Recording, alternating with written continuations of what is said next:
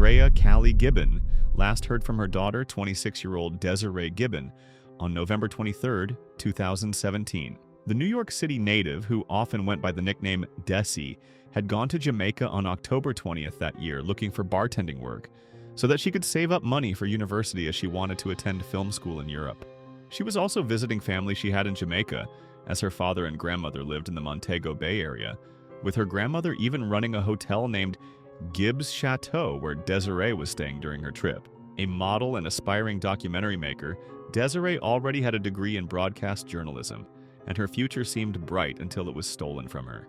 During a phone call with her mother on November 23rd, Desiree was at a small Thanksgiving party. Later that night, at around 11:27 p.m., CCTV captured her leaving the hotel. She was dressed casually and told the security guard she would be right back. The 26-year-old stepped out into the night and never returned. Her family never saw her alive again. A passerby found Desiree's blood-soaked body in thick hedge growth 4 miles from her grandmother's hotel in the town of Anchovy on the morning of November the 26th. One of her sandals was missing and has never been recovered. Her throat had been cut and her spine severed. She had been almost decapitated. The 26-year-old's body showed no sign of sexual assault, but bruising and defensive wounds revealed that she had fought her attacker until the bitter end. Her mother commented, "The brutality is what killed me." Desiree was no stranger to the dangers of Jamaica.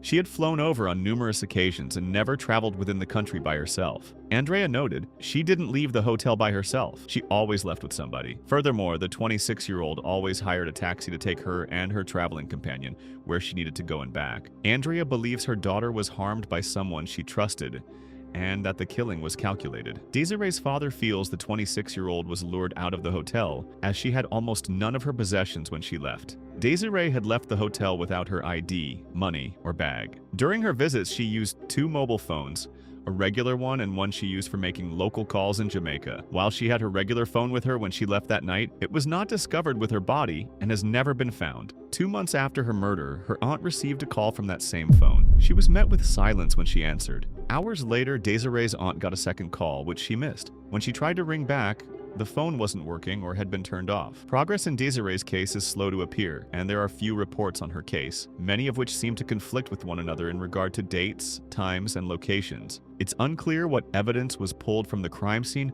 other than the fact that foreign DNA was found on Desiree's body. It has been reported that the DNA belongs to 2 separate individuals, one male and one female. However, Desiree's uncle has claimed that law enforcement told him they were searching for 2 women who were believed to have carried out the attack.